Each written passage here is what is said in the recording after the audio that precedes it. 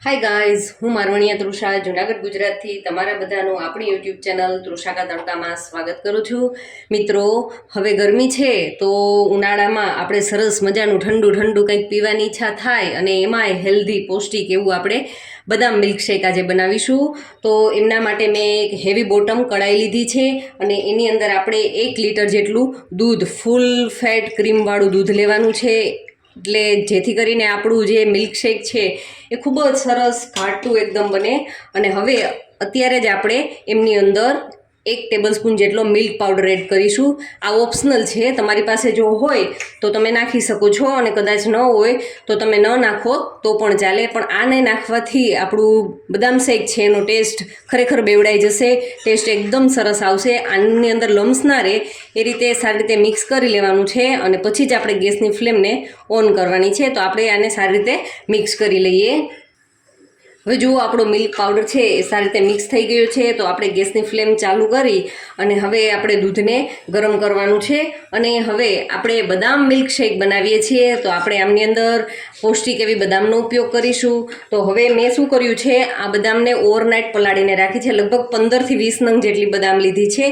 હવે એને આપણે આરામથી આપણે આ રીતે પ્રેસ કરીશું તો એમના છિલકા છે એ નીકળી જશે. તો આપણે બધા જ છિલકા એમના કાઢી લઈએ અને એને એક મિક્સી જારની અંદર આપણે બધાને લઈ લેશું.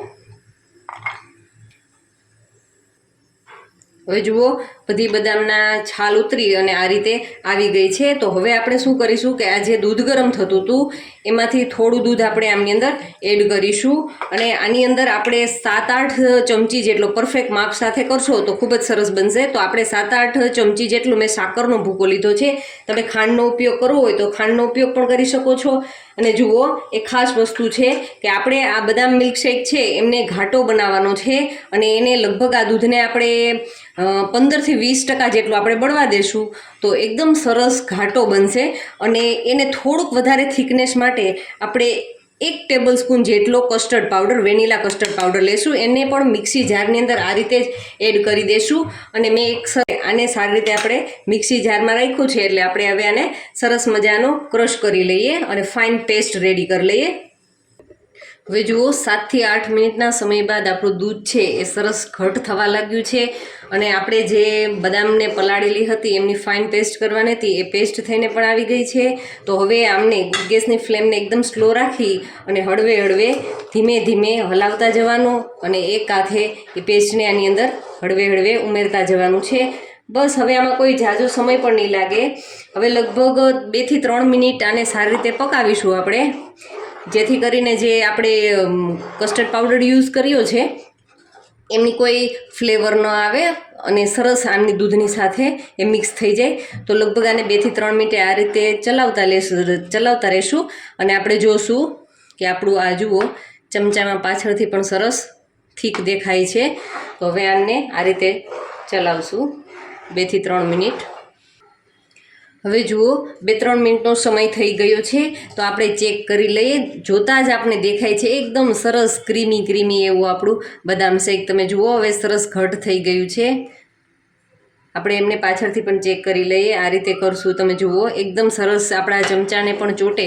હવે આપણે આમને વધારે કરવાની જરૂર નથી કારણ કે એ ઠંડુ થશે પછી હજુ વધારે ઘટ જ થવાનું છે. તો આપણે કોઈ પણ વાસણ પાણીનું ભરી અને એમની અંદર આપણું આ ગરમ દૂધ છે એમને રાખી અને કન્ટિન્યુ આ રીતે ચલાવતા રહેવાનું છે અને ઠંડુ કરવાનું છે. જેથી કરીને શું થશે કે એમની ઉપર મલાઈ ન જામે. આ રીતે કન્ટિન્યુ હલાવતા જવાનું અને દૂધને ઠંડુ કરશું.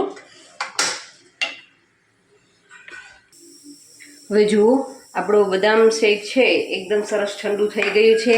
તો થોડા ડ્રાયફ્રૂટ આપણે એમની અંદર એડ કરી દઈએ. તો એમની અંદર 1 ટેબલસ્પૂન જેટલા કાજુ, 1 ટેબલસ્પૂન જેટલી બદામ એડ કરીશું અને હવે આને 1 કલાક માટે ફ્રીઝરની અંદર સરસ ઠંડો થવા માટે રાખી દઈએ. તમે જુઓ, અત્યારે જ સરસ એકદમ ક્રીમી અને એની થિકનેસ પણ તમે જોઈ શકો છો. ઠંડુ થયા બાદ એ વધારે ઘટ થઈ ગયું છે. તો હવે આમને 1 કલાક માટે આપણે ફ્રીજની અંદર ઠંડુ થવા માટે રાખી દઈશું. હવે જુઓ આપણું બદામ મિલ્કશેક છે 1 કલાકના સમય બાદ સરસ ઠંડુ ઠંડુ થઈ અને આવી ગયું છે. તમે જોઈ શકો છો ખૂબ જ ક્રીમી દેખાય છે, એકદમ સરસ ઘટ થઈ ગયું છે. જો આપણી ઘરે મહેમાનો આવવાના હોય અને આપણે અગાઉથી ખબર હોય તો આપણે રેડી કરીને રાખીએ અને કદાચ ઝાઝો સમય ના હોય તો આપણે આમને ડીપ ફ્રીઝની અંદર તમે લગભગ 15 થી 20 મિનિટ માટે રાખી દેશો તો પણ સરસ રેડી થઈ જશે. હવે આપણે એમને સર્વ કરીશું.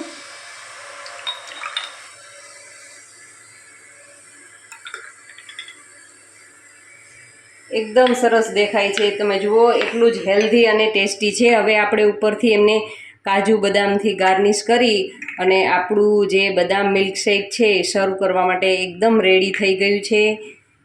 જો મિત્રો તમને મારા વિડીયો સારા લાગતા હોય તો તમે લાઇક શેર સબસ્ક્રાઈબ ચેનલને કરજો અને કમેન્ટ પણ કરજો કે તમને મારા વિડીયોઝ છે એ કેવા લાગે છે. Thank you for watching my videos.